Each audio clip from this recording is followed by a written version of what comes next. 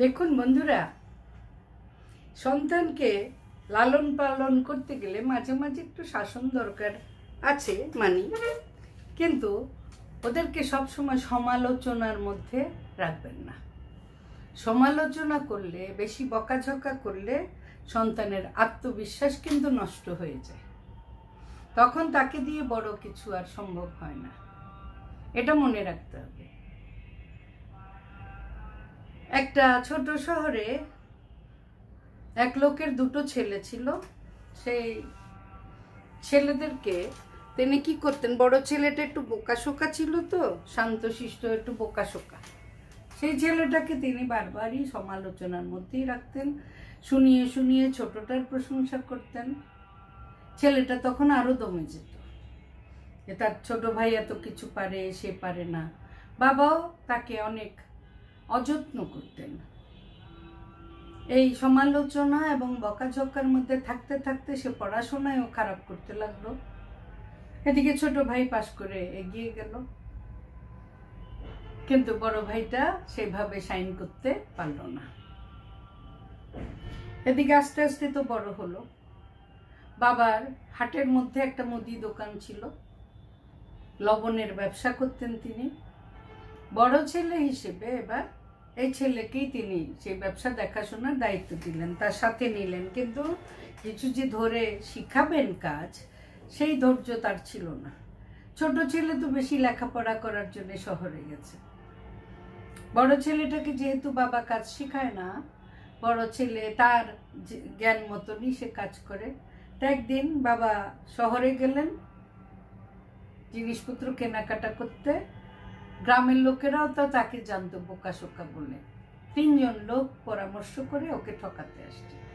এসে বলে, তোমার বাবা আমাদেরকে পাঠিয়েছেন, তোমাদের গুদামে যত লবণ আছে সব লবণ দিয়ে দিতে বলেছেন আমাদের কাছে। ও যে ভীতু ছিল, সাহস করে কথা বলতে পারতো না, তাই পাল্টা কোনো প্রশ্ন করলো না যে বাবা তো আমাকে কিছু জানায়নি। সব লবণ দিয়ে দিল। এদিকে রাতের বেলা বাবা ফিরে গুদাম খালি দেখে তো মহা খাপ্পা হয়ে তাকে বলছেন, তুই বের হয়ে যা আমার চোখের সামনে থেকে, তোর এই চেহারা আমি আর জীবনে দেখতে চাই না। ছেলেটা মনের দুঃখে বের হয়ে গেল কাঁদতে কাঁদতে। কোথায় যাবে? ঘরে গেলে তো বাবা তার চেহারা দেখবে। তাই সে নদীর দিকে এগিয়ে গেল। নদীর একটা উঁচু পাড় ছিল, সেখানে গিয়ে মনের দুঃখে অনেকক্ষণ রাতের এই পানিতে একটু যা আলো ঝিকমিক করে এগুলো দেখলো। দেখে টেকে সে ঠিক করলো, এই জীবন আমি আর রাখবো না। যেই সে ঝাঁপ দিতে যাবে অমনি কে যেন তার হাতটা টেনে ধরলো। একজন প্রায় বৃদ্ধ লোক হাতটা টেনে ধরে ওকে বাঁচিয়ে দিলেন। ও রাগ করলো, আপনি আমাকে বাঁচালেন কেন? আমি এই জীবন আর রাখতে চাই না। উনি তখন তাকে বললেন, বাবা, জীবনের চেয়ে দামি তো আর কিছু নাই, জীবনটাকে রক্ষা করতে হয়। তোমার কি এমন দুঃখ আমি জানি না, কিন্তু দুঃখ যত বড় মাপেরই হোক, তুমি যদি বেঁচে থাকো তুমি সেই দুঃখের প্রতিকার করতে পারবে। আর যদি জীবনটাই না থাকে, দুঃখের সংশোধন প্রতিকার কিভাবে করবে? তো বললো যে না, আমি অনেক বোকা, আমি সাহস করে কথা বলতে জানি না, আমাকে কেউ পছন্দ করে না, আমার নিজের বাবাই আমাকে সবসময় সমালোচনা করে, আমি এই জীবন আর রাখতে চাই না। সে বৃদ্ধ তখন বললেন, ঠিক আছে, তুমি আমার সাথে আজকের জন্য চলো, আমার কাছে 2-1 দিন থাকো, দেখি কি করা যায়। অবশ্যই একটা উপায় হবে আশা করে সে কি করলো, বৃদ্ধের সাথে গেল। বৃদ্ধ রাতে তাকে ভালো করে খাইয়ে দাইয়ে বিশ্রাম করতে দিলেন। তারপরে পরদিন তাকে একটা বাড়ি কাজ দিলেন, যে তোমাকে আমি 3টা কাজ দিব, এই 3টা যদি তুমি ঠিকঠাক মতন করতে পারো তাইলে বুঝবে তোমাকে দিয়ে অনেক কিছুই হবে।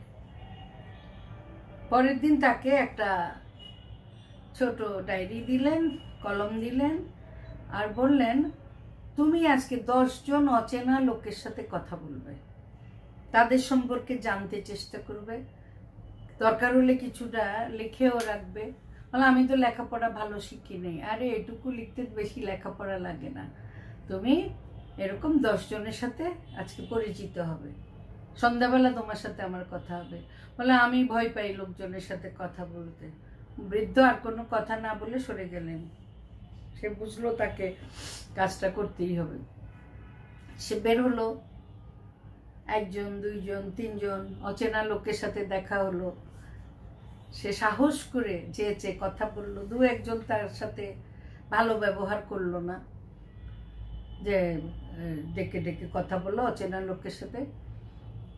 কিন্তু শেষ পর্যন্ত 10 জনের সাথে সে আলাপ করেছে। 2 জনের সাথে তার একটু একটু বন্ধুত্ব হয়েছে। দিন শেষে সে ওই বৃদ্ধকে খাতাটা দেখালো এবং ঘটনা জানালো। বৃদ্ধ বললেন তোমার কেমন লাগছে? বলছে আমার ভালোই লেগেছে। এখন দ্বিতীয় কাজটা বলেন, কালকে কি কাজ করব? বৃদ্ধ তাকে বললেন কালকে তুমি 5টা শিশুকে পানির উপকারিতা বলবে। আমি নিজে পানির উপকারিতা ভালো জানি না, এটা কি বলেন? বাচ্চাদের সাথে কেমনে কি করব? বলে সেটা তুমি জানো কিভাবে বলবে। 5টা করে শিশু ডেকে 2 বারে তুমি মোট 10টা শিশুর সাথে কথা বলবে, তাদেরকে পানির বিভিন্ন উপকারিতা সম্পর্কে জানাবে। ছেলেটা সাহস করে, আগের দিন 10টা বড় মানুষের সাথে কথা বলেছে, তো কিছু সাহস তো হয়েছে। সে সাহস করে গেল, 5টা বাচ্চা জড়ো করে পানি সম্পর্কে সে বলল।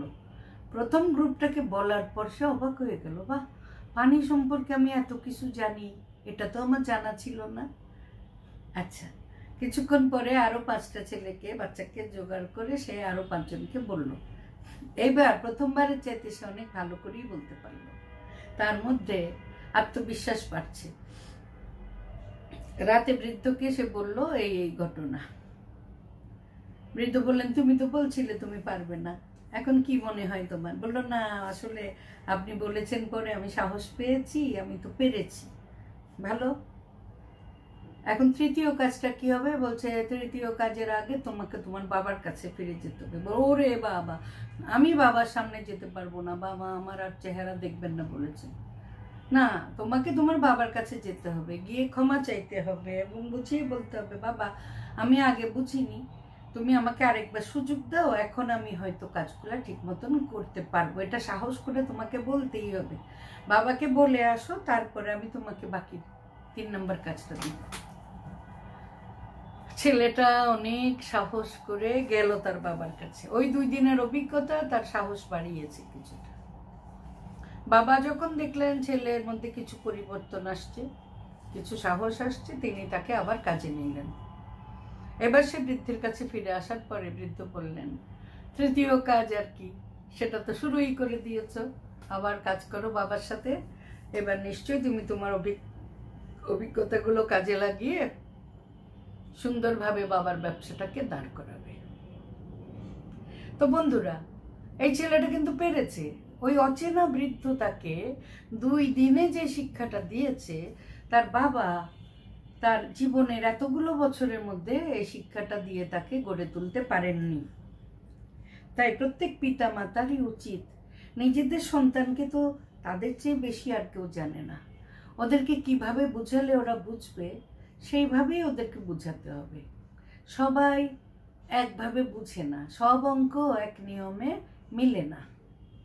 তাই চলো আর চলুন বন্ধুরা, আমরা আমাদের সন্তানদের জন্যে আর একটু গঠনমূলকভাবে এগিয়ে চলি।